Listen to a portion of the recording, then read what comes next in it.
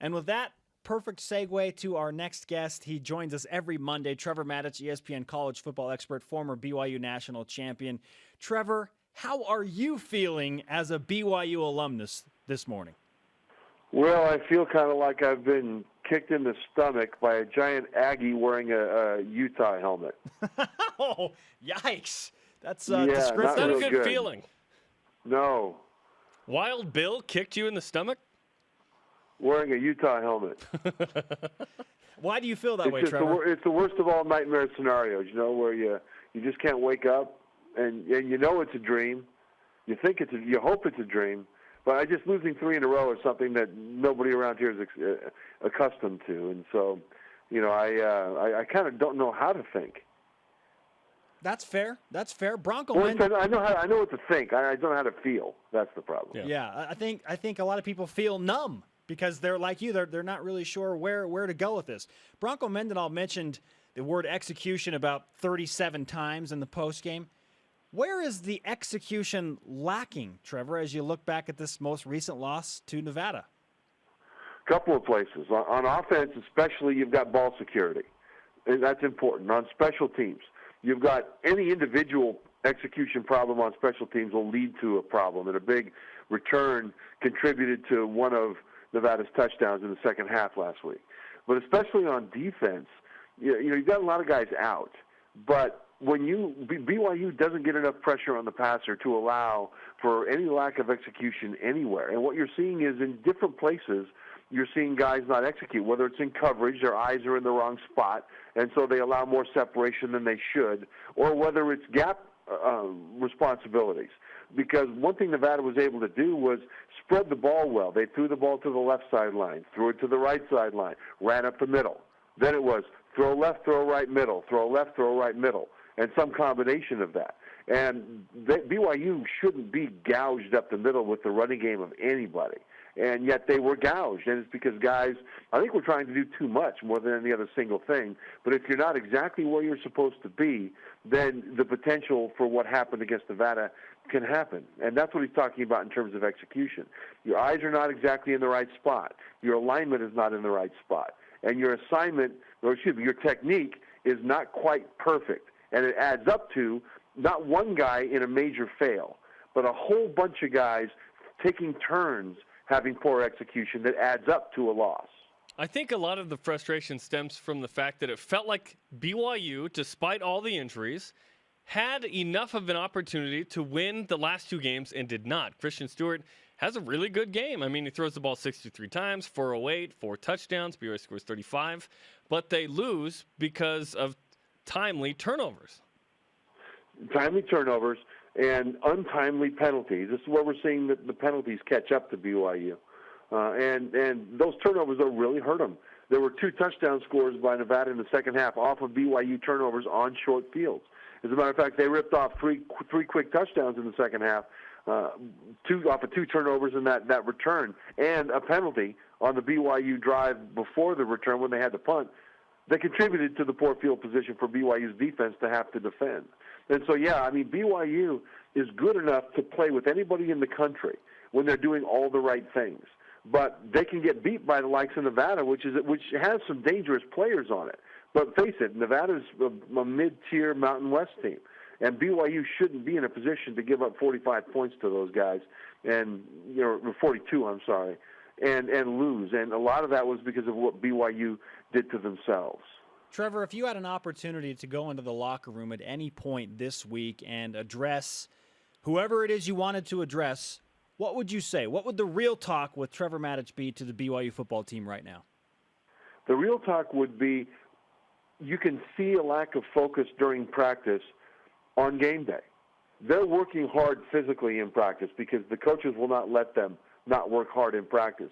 I think the physical nature of these guys is that they have a habit of working hard. But I think you can see what shows up on game day is that guys not executing well, things that they could execute. Now, we're not talking getting beat on a play by a better player. We're talking individual execution, which leads to you getting beat, right? Those are the kinds of things that reveal a lack of mental urgency and mental focus and preparation. Not with everybody, not like a big, endemic failure by the team in general, but I think certain individuals not focusing the right way.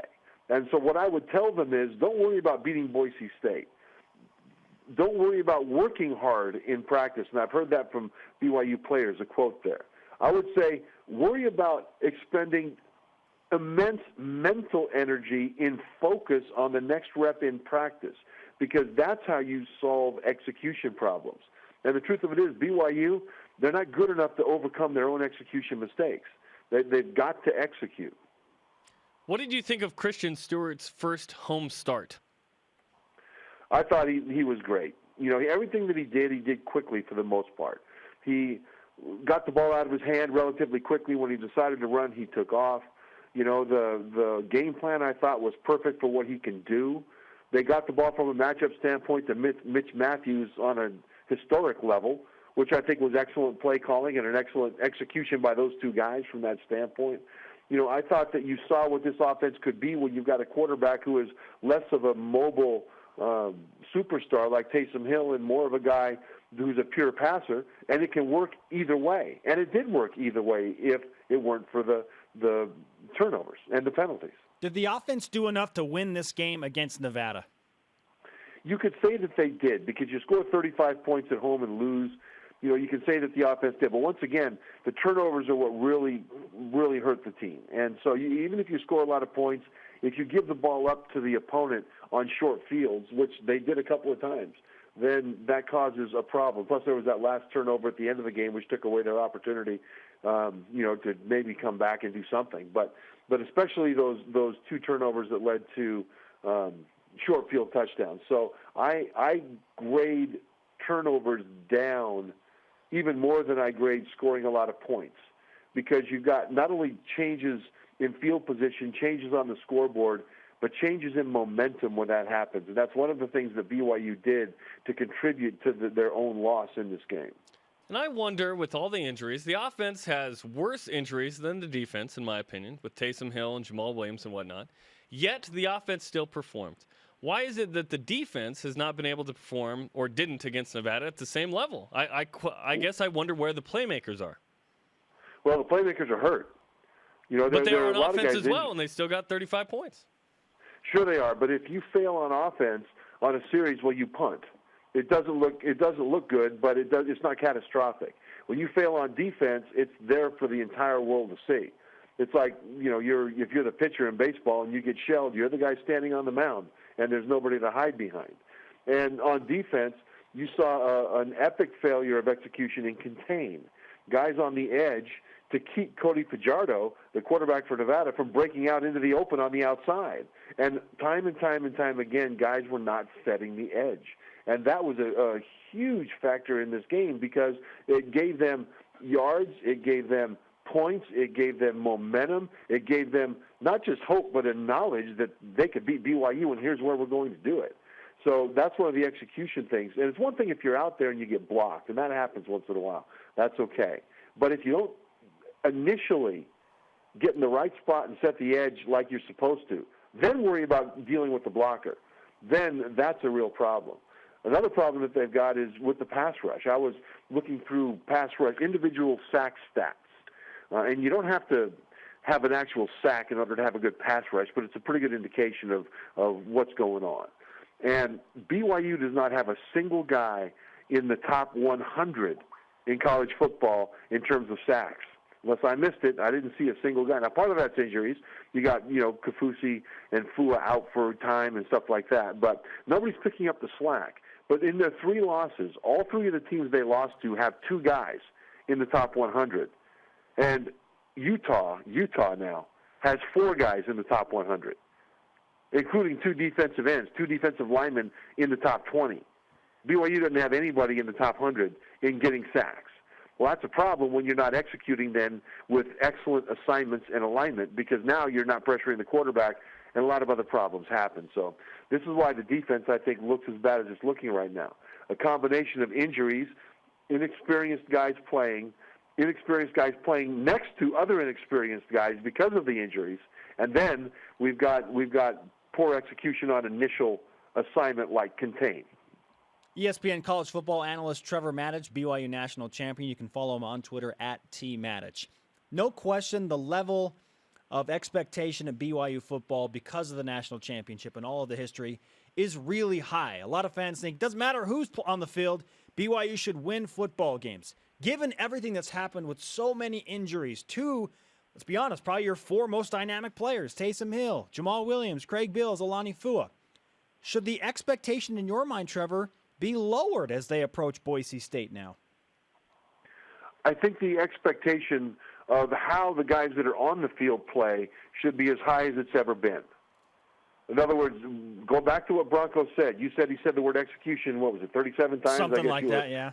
Something like that. You were making a little hyperbole there, but you're right. I mean, I saw those quotes as well. And that's what we need to see. And remember how to judge a football team. Sometimes you've got superstars out there that are just physically better than the opponent. Most of the time, it'll be a fair fight. Occasionally, you'll have guys out there that just aren't as good. But as long as they're in the right spot doing the right things, then and with effort, then you don't judge them negatively if they get beat from time to time. And so judge BYU on being in the right spot. And on defense, the way you'll know that is if guys break into the open without being touched on the outside, things like that. And so I think the expectation for the effort and for execution need to be as high as ever. But keep in mind that the injuries cause a problem. And so don't make it personal to the athletes that are out there if someone gets in their face and blocks them or if somebody just outruns them, as long as they're giving effort. We've been asking you the past couple of weeks about your top 4 teams, college football playoff. You haven't been a fan of Florida State, but they continue to win and got one against Notre Dame. You were there. They did, and you've got to have little miracles in order to be undefeated. They had some little miracles against Clemson when Clemson had a couple of plays they could have made that Florida State was powerless to stop that were easy plays, like a guy wide open standing at the 1-yard line for a little 6 or 7 yard touchdown pass, and they missed him. Then they missed a chip shot field goal. So the Florida State got away with the win there, but that happens, And this game against Notre Dame, Notre Dame was throwing the ball into the end zone from about, inside the 10, in the final minute and wasn't able to execute. And but I'll tell you, give Florida State some credit. They developed a little bit more chemistry. They looked a little bit better against Notre Dame than they have all season. And as long as that chemistry continues to develop over the season, they'll be a threat to repeat as national champions. BYU is in a situation where they're looking for a leader, both on offense and defense with so many injuries. Jameis Winston has seemingly been that guy for Florida State despite his antics off the field. How do you view Jameis Winston as a leader for Florida State? People talk about how his leadership is so fantastic on the field, how he's able to rally his team and block out all the external noise. But I don't see Jameis Winston as a leader. To me, what he is persuasive. A leader holds his teammates accountable and then holds himself to the same or higher standard. Jameis seems to me as a guy who very openly on national TV will hold his teammates accountable. Boy, he'll be in their face. But then off the field, he holds himself quite publicly to a completely different standard. And I'm not referring right now to the allegations of sexual assault and things like that, because I don't know what happened there.